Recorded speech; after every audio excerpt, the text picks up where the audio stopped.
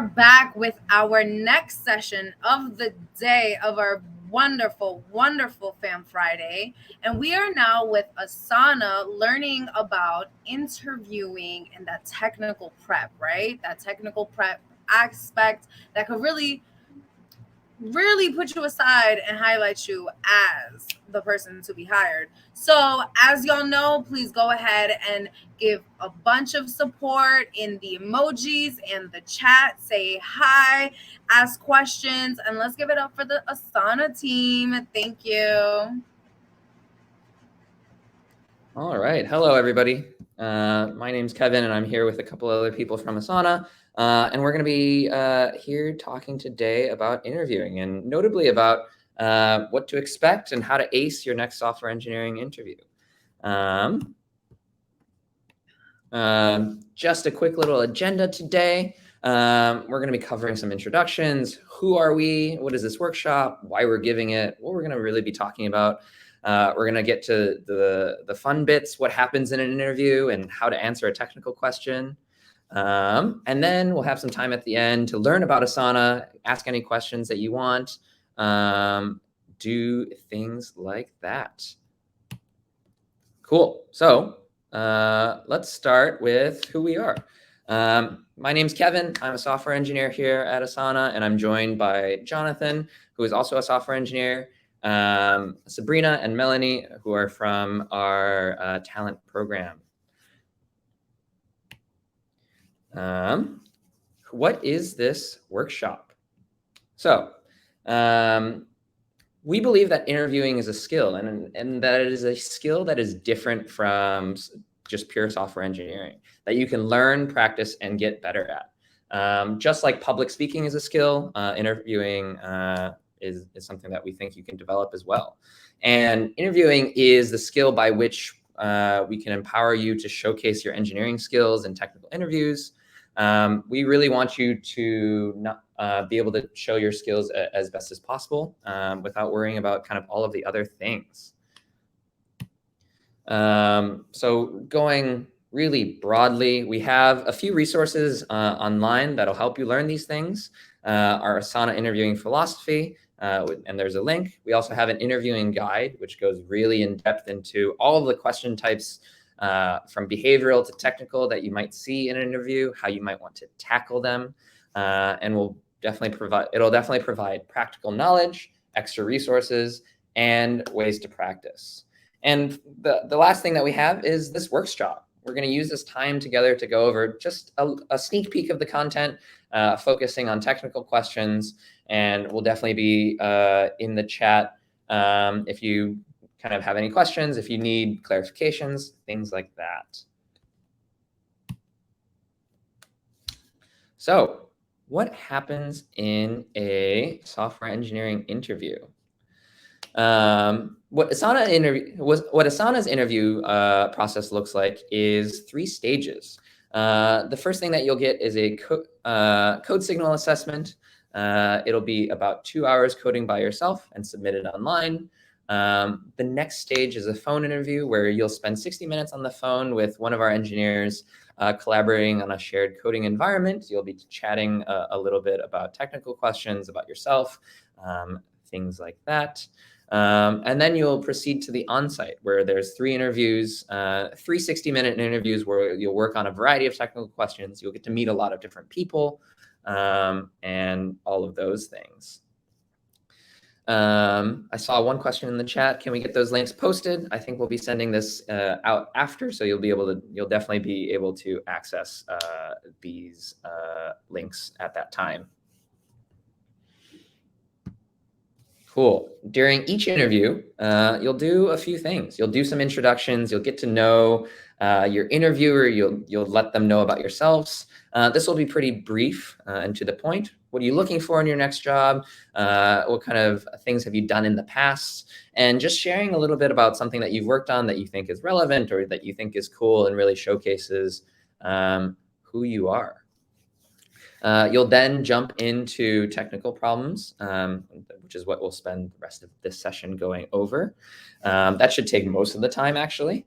And then at the end, they'll give you time to ask some questions, often thinking about what you find about important in a company, what you're looking for, anything that you've ever been curious about. And the sky's the limit here. You can ask about the company, you can ask about your interviewer's particular experience. Really, yeah, everything's fair game here. And this is a really good opportunity just to figure out like what you're looking for and whether it's the right fit.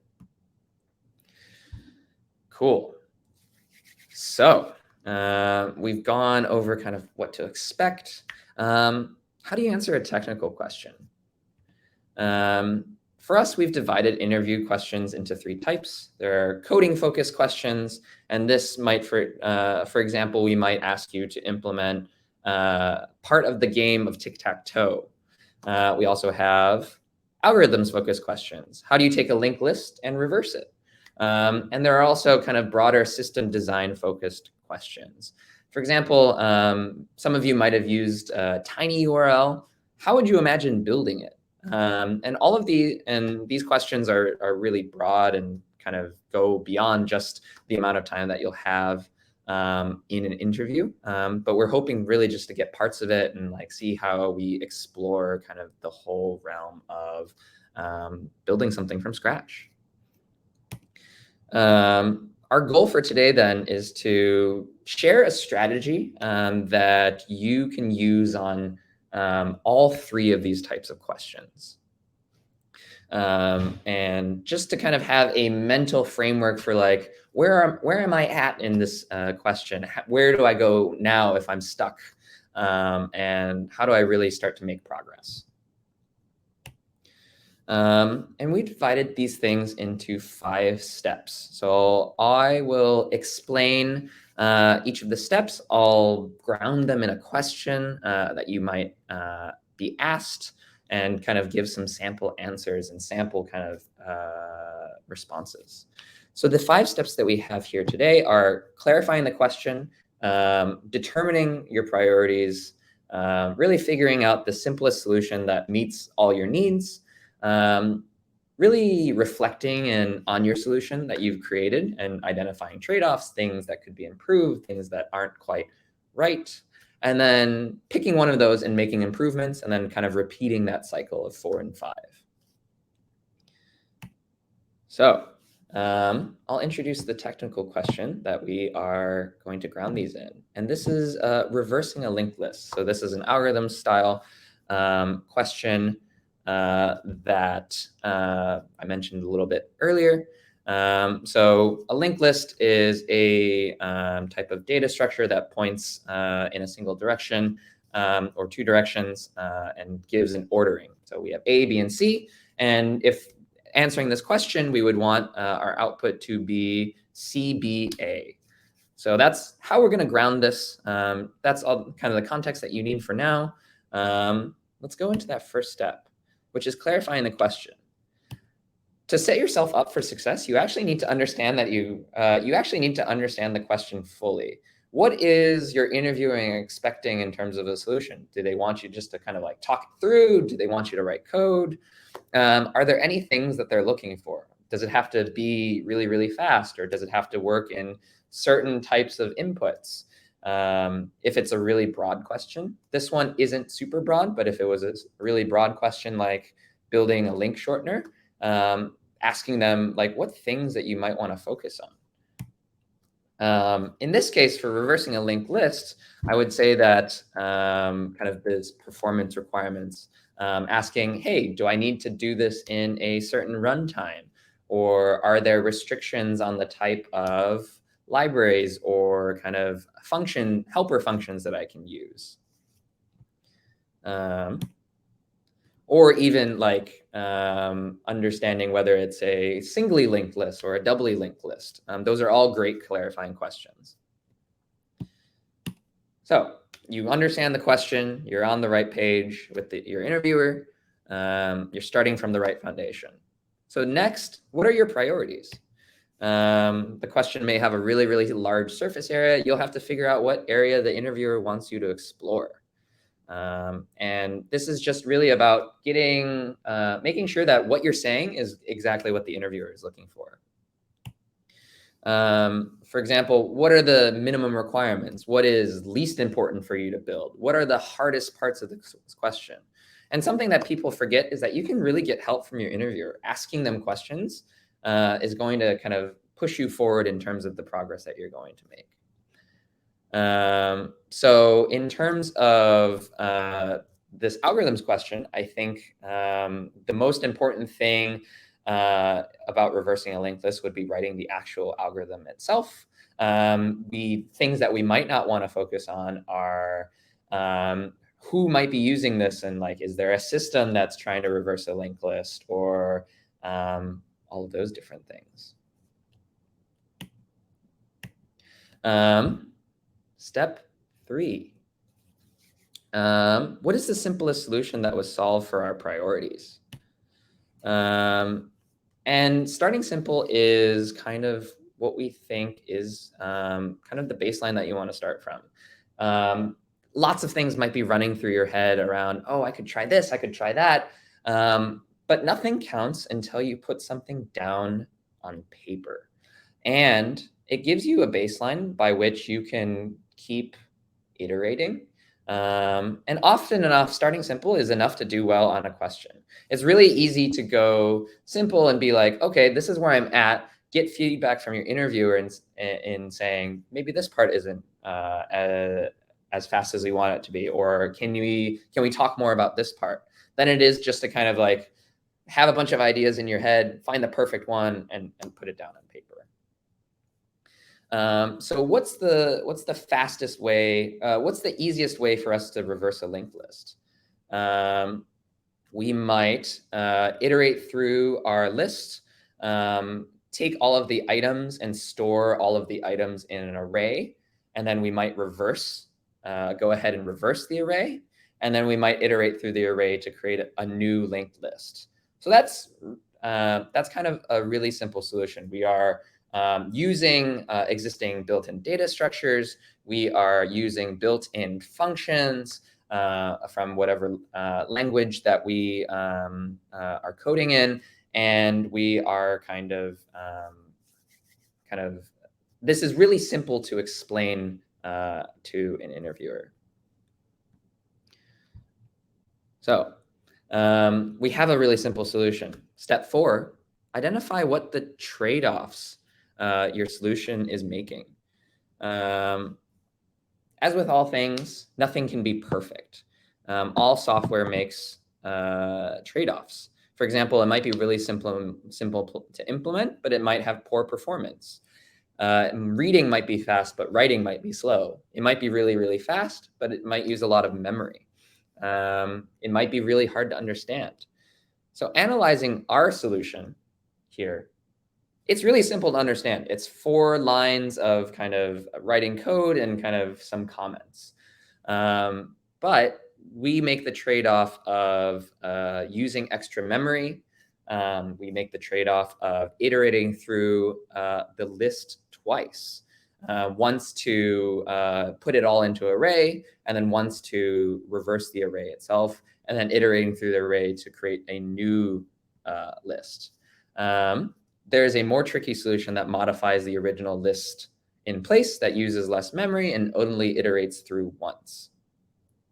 So that brings us to the last step, step 5. How can we improve this solution?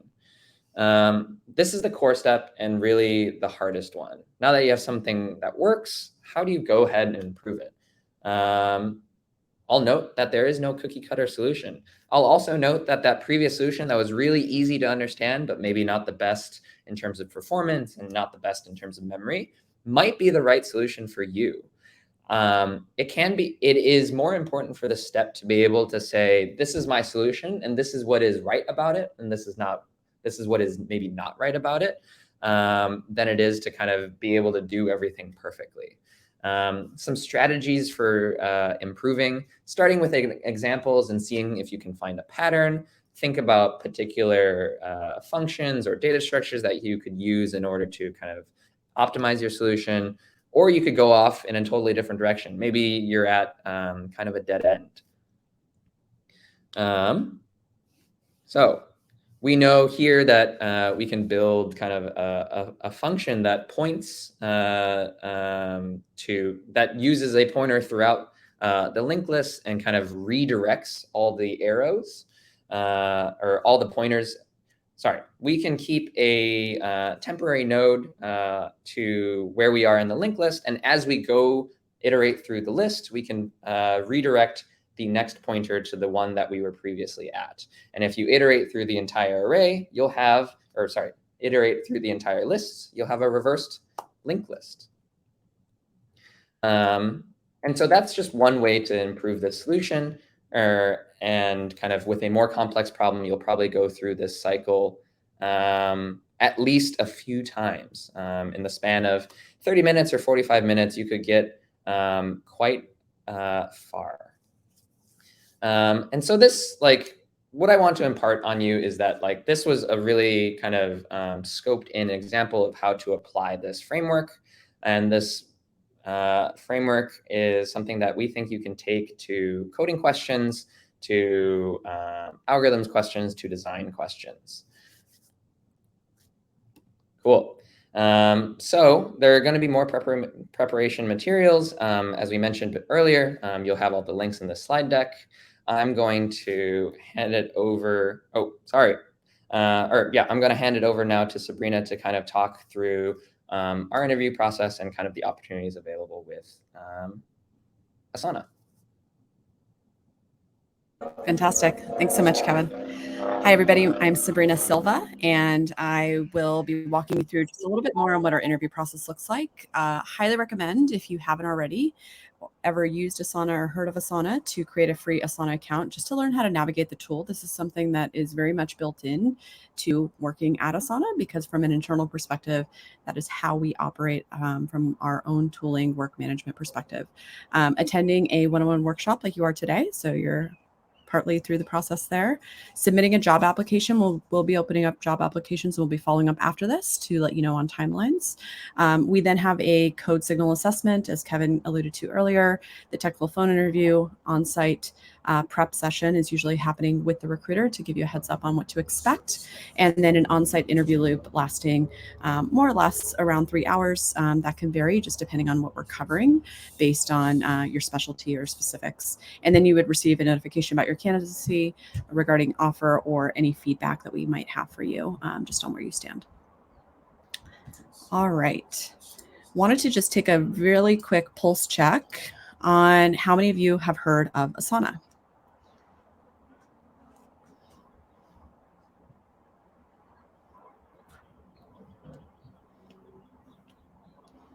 All right. Never heard of it. I've heard of it. I feel like we're coming pretty close. It looks like 6 of you so far are active users. We'll take it. Fantastic. Great. I think we're just about to hit 100 votes. So it looks like we're about a 45% of never heard of it. People have heard of it. On the other 45, almost 46%, and about a little less than 10% of you are active users. So I'll get right into some of the details to let you all know what I'm going to close the poll here. What Asana is. So we are a work management platform, and we are the leading work management platform with organizations using Asana to be able to plan, organize, and execute to make sure projects really stay on track. So being able to make assignments, and this is more of a screenshot so you have a better idea of what it looks like. Really user-friendly. Our customers love it, and it's just a really great way to understand kind of how our platform works. Its ideal is eliminating the work about work and just being able to actually tactically manage the work. We can go to the next slide. And our mission is helping humanity thrive by enabling the world's teams to work together effortlessly. And on the next slide, you'll see our locations of where we're spotted all over the world. So we have 12 offices across 10 different countries and growing. And these are some of the employee resource groups that we have. And I think if you click it again, Kevin, you're going to populate a couple pictures we got here. So we got Team Rainbow, Gradient, Asana Women. We also have Raiz, which is our new Latinx ERG that was just formed. And next we'll go into talking a little bit more about our Asana program to give you all a better idea. So our Asana programs are a combination of both our internships and apprentices. Today, for the sake of the audience, all of you, we'll be talking about our internships. So from an intern perspective, you can get an idea of our mission. We're really trying to create economic, sorry about that, economic opportunity for individuals from historically marginalized communities, and create programs around that allow participants to gain the skills necessary for a pathway and a career at Asana. And if we go to the next slide, you'll get a little bit of an overview. These are some of the interns, apprentices, and people that have been a part of our programs.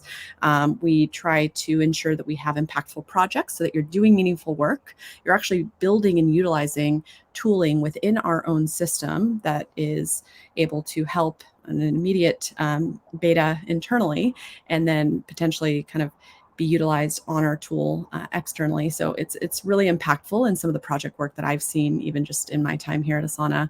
One-on-one mentorship, a lot of feedback to make sure you know where you stand and that you're continuing to grow. And there's also paid opportunity benefits included, and these are just some of the offices that we have. Interns join us both in the winter, summer, and the fall. And next slide, this is our timeline. Typically, interns are with us for a full 12 weeks. So you start your onboarding about at the 6-week time frame. You're getting a midpoint discussion to understand how your progress and performance is kind of meeting what the needs are of the business. And by the time you get to week 12, you're having an understanding of where you stand and if you're potentially returning, either as a return intern or a full-time employee to Asana. Some of the engineering focus areas that we've had for previous interns have been across product, platform, infrastructure, and mobile. So you get a better idea of what those areas look like. And our interview process, we went over this just a little bit, but it gives you about a 4 to 6 week time frame to expect. And step one would be that code signal assessment. Obviously, the application prior to that, but the code signal assessment is when the interview process actually begins. Then the technical phone interview. And then if you go to the next slide, you'll see step 3 and 4, which is the virtual on-site interviews that are happening. And again, this is about 3 to 4 hours. And then the final decision being an offer or not to join the Asana team. So it's a bit of a time crunch within that 4 to 6 period where you're meeting a lot of different folks and you're going through a lot of different understanding of what the expectations are for the internship. All right. And that is all. Thank you all so much. We are here and I think we're ready to get into any questions. I'll pass it over, I believe, to Caleb. Is he taking the Q&A?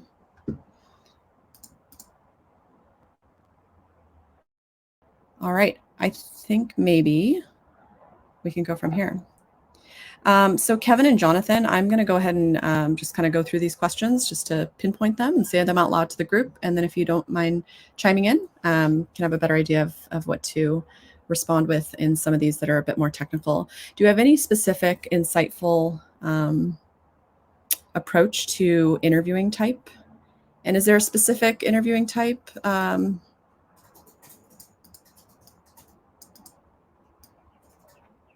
maybe Kevin, if you can respond to this just as how someone should maybe come into an interview, maybe from a behavioral perspective, but also from a preparation technical perspective.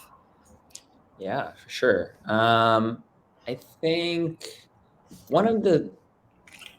I think the biggest piece of advice that I have here, just kind of walking into an interview, is having practiced enough. And this I don't mean by like preparing, reading materials, things like that, but just getting yourself in the right mindset. Mock interviews. And I think one of the biggest things that I see is that people get nervous, and being nervous is really, really natural. And being nervous can be one of the things that kind of throws you off just a little bit during an interview. You're not thinking about kind of those strategies that you've got, all that knowledge that you have. And so making sure that you are in the right place with practice around, not being super nervous. Fantastic. Thank you. What should I do if I get stuck in a problem during an interview? Jonathan, would you like to take this one? How to kind of navigate feeling stuck? Yeah, no problem. There's a lot of strategies you can use here. Some of it is taking a deep breath, like just taking a step back. But some of it is the interviewer is there to help you. They're a really good resource. They know the problem. They might know what you're stuck on. So asking for clarification on a specific problem maybe you just don't understand some of what they're asking, or if even just small hints, the interviewer is there to help you. I will add the typical fear is that like asking the interviewer a question is going to like drop marks on you or kind of look poorly upon you. But I think having the humility and knowing when to ask for help is like even stronger than that aspect. It'll help you make progress. It'll give them the opportunity to see where you do shine, and to see, to kind of Jonathan's point, maybe at some point they maybe didn't set the right expectations for you, or they didn't clarify things enough for you. So just making that known. Fantastic. Let's do one more question, and then I think we're right at time. Is communication more important than getting the correct answer during an interview? Kevin, I feel like you've spent a lot of time interviewing some folks specifically, just across our technical interviews, but what would you say related to just communication generally, relative to getting the correct, more technical response? Yeah. Short answer to this, yes, I think so. And in all of the candidates that I've interviewed, communication is super important. Just sharing your thought process, sharing how you're thinking about a problem, sharing your priorities, is way, I think, more important than getting the right answer. And I think that's twofold. One, it shows that you are able to work with somebody in a kind of in an environment where you're able to talk about what you're thinking, to kind of accurately share your mental model and just get into the right place. But also communication helps you get to the right answer. When you're talking about what's on your mind, I'm going to be able to help guide you and point you in the right direction, especially if you're like bouncing between 2, 3, 4 different ideas. I'll be able to nudge you and say, how about that one? Or can you tell me more about this one? It sounded like you were really interested in it. I find that they ultimately go hand in hand. Like good communication helps me get you to the correct answer, which is satisfying for everybody. Thank you for that. And I think we are right at time. We are so happy to have spent time with you all. So Color Stack Fan Friday, thank you for having us. We're happy to be here. And we'll be following up with more detail just on being able to involve yourself in the interview process if you were intrigued about what you learned today. So thank you for joining us. Yes, y'all, give it up to this amazing team. Thank you so much for sharing all this useful information and just being so open about and transparent about all of this. Thank you so much. I hope you're seeing all of the love in the emojis and the chat, and you're just seeing that people absolutely love it. It keeps going. So now we are going to go ahead and transition into 15 minutes of roundtables in the lounge space. So feel free to join either a networking or chapter formation table. We will see you again at 3:45 for the Color Stack student panel. Thank y'all. Wait. Cut the cameras. Before I do that, I'm so sorry. Let's do our giveaway question because we have some really good giveaways. I'm sorry. Sorry. Okay. So the giveaway question, are we ready? Okay. What is the first step of solving an interview question? Okay, I think I saw. Ooh, and y'all are typing so quick that I can't even go back. Okay, Caleb.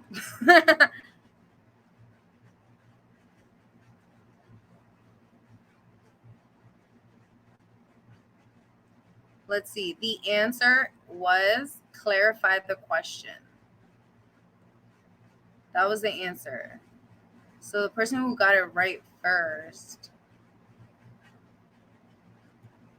I'm seeing oh. Okay. It's giving. Okay. How do I say this? Okay.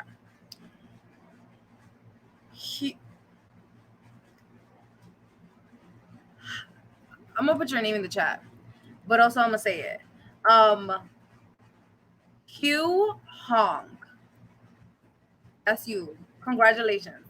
Thank you so much. The Color Stack team will be reaching out to you later next week for your giveaway prize. And so now we're going to go ahead and transition into 15 minutes of roundtables, either networking or chapter creating. And then at 3:45, we will see each other again here for our last session of the day, the Color Stack student panel. All right. I'll see you in 15 minutes.